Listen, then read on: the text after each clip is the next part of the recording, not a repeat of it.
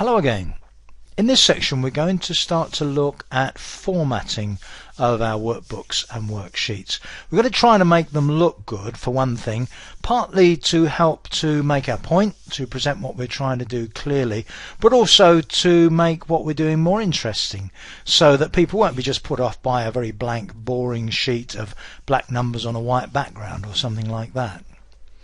But as part of that, we also need to know how to change what we're doing as we go along. If you need an extra column in a particular place, or you need a few rows, or you need to colour something in a particular way, or perhaps either change the overall look and feel of the whole thing, or perhaps make it match something else you've done in Office 2013, not only for its own sake, but also to make what we've done as appealing as we can to other people. Now, in order to demonstrate some of this basic formatting, let's start with this simple list of expenses that we had earlier on. And the first thing I want to do is I want to have an additional row before the expenses that are currently there. So the expenses start on row 2. I'd like 2 blank rows before that.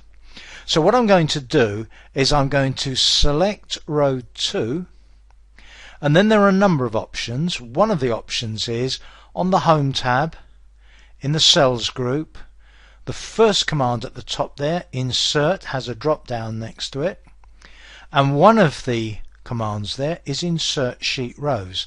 Now that command will cause the same number of rows as I have selected, which is 1 row, to be inserted above the currently selected row. So if I click on Insert Sheet Rows now, I will get 1 new blank sheet row. Now if I, instead of that, I'd selected 2 rows and done exactly the same thing, I would have got 2 blank rows. But I only wanted 1, so let me undo that, and I've got my 1 blank row.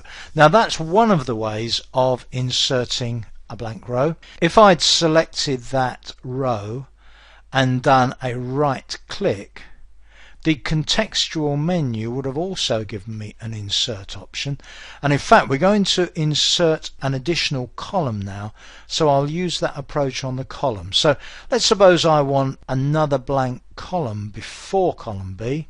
If I right click on column B and say insert, Excel knows that as I've got a column selected, I must want a column inserted, so it knows to insert a column rather than a row. Click on Insert and I get a new blank column. Now one of the things I need to point out here is that as you insert columns and rows on a worksheet, Excel automatically renames and renumbers what's there.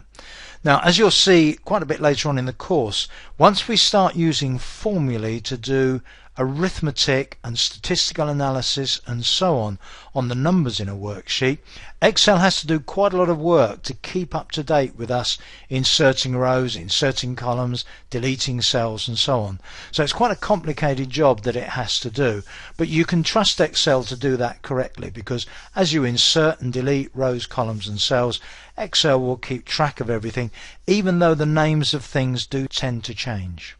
Now of course the other thing you may need to do from time to time is to delete a row or column. Again, pretty straightforward. If you say select row 2, right click, one of the options is delete. Note that underneath the delete entry you've got another one that says clear contents. If you've got a row of content in a worksheet, you still need a row there, but you don't want any of the content that's currently there. Rather than delete the row and insert an empty one, you can just use clear contents. Similarly, if I have a column, say column B selected, I have the equivalent delete, which will delete the column, or clear contents, which will clear the contents of the column. Now what I want to do now is to show you some of the other manipulations we can do on what can be seen on a worksheet. The first thing I'm going to do is to put in details of the dates that each of these expenditures was incurred. Now if I go to column A, I'm going to right click on column A and I'm going to do Format Cells again. Now I'm going to format the date as the standard short date, which is month stroke day stroke 4-digit year. Click on OK. Now I'm going to put in the first date, 11/10. That'll be enough. That will become November 10th. And then I'm going to put in the rest of those dates, and just join me when I finish those. So there we are, I've got those 5 dates in place.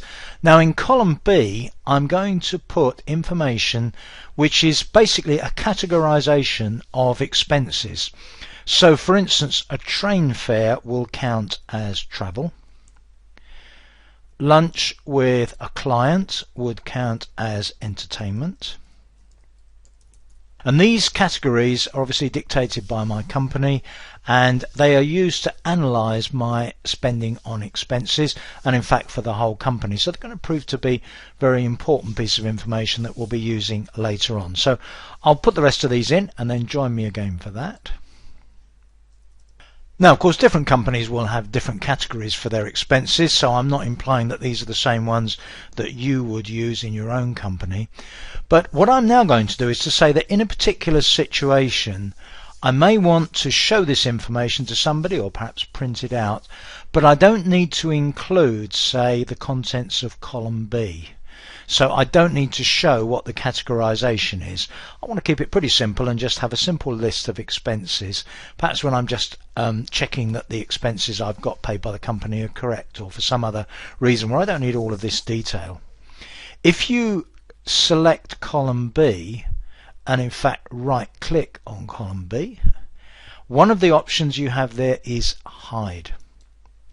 And what happens is that the details in that column are not deleted. In fact, they're not even particularly well hidden, because as you can see from the column headings, if something's going from column A to column C, there's obviously a column B in between that's not visible at the moment. And what we've done by no means is secure in the fact that somebody could easily unhide those columns. But if all you want to do without any kind of implication of security is to just temporarily hide one or more columns, or indeed one or more rows, that's a very simple way of hiding them from view while you're doing something else, while you're printing them or viewing them or whatever it might be. It's then a very straightforward case of unhiding them, because all you have to do is select the columns either side of the hidden one, right click, click on unhide, and column B is unhidden again. So when you're working on a worksheet, you now know how to insert rows, you know how to insert columns, you know how to delete rows and columns, and you know how to hide and unhide rows and columns. Something else you're going to need to be able to do with rows and columns sometimes is adjust their height or width. Now in the case of columns, we saw earlier on in the course how to adjust the width of a column manually. It's pretty straightforward. All you have to do is to grab the top of the column, the right edge of the top, and you can adjust it at will. But it's also possible to do this automatically. Now if you take column D here, for example, the one with the costs associated with each item of expenditure, if I select column D and right click, one of the options there is column width, and if I click on column width, it brings up a little column width dialog in which I can manually adjust the column width. Now the units that column width and indeed row height are given in are not necessarily the easiest units in the world to deal with, so I'm not going to go into that now. You could say, well, if that's 19.57 somethings wide, I don't really want it as wide as that, I only want it, say, 10 or something like that, and you could try that. Click on OK, see if it's the sort of width that you want. But there is also an option of automating column width. So again, with column D selected, if I click on Format, one of the options under cell size is auto fit column width. And what Excel will do for you is to choose a column width that's just right for the data that you've got in that column. So watch what happens if I do that here. And as you can see, it allows very little space either side, but it pretty much makes the column the right width for the contents. And then it's pretty straightforward to extend that to cover all 4 of these columns. If you click with the mouse to select column A, drag across B, C and D, Use the same command on the Home tab in the Cells group, Format, Auto Fit Column Width. It will now auto fit the column width for all selected columns. Click on that and the width of all four is adjusted. Now, of course, exactly the same approach can be taken to row height. If I selected, say, all of the first 7 rows, 2 of them, remember, are empty, 5 of them have content, go back to that same menu and say auto fit row height, you'll see that it hasn't actually changed anything there because all of these were at the default row height anyway, and it won't go beyond the default. I could manually, of course, adjust any row height to anything that I wanted, including making the row heights of rows with content in them smaller than they should be, and then I wouldn't be able to read the content very well. So for instance, there on row height, if I went to Format Row Height, which is currently 15 units, and I changed it to 5, it would let me do it, but of course I wouldn't be able to read the content. So you have a lot of power and flexibility in terms of what you select on row height and column width and how you do it, but you can make things worse if you're not careful.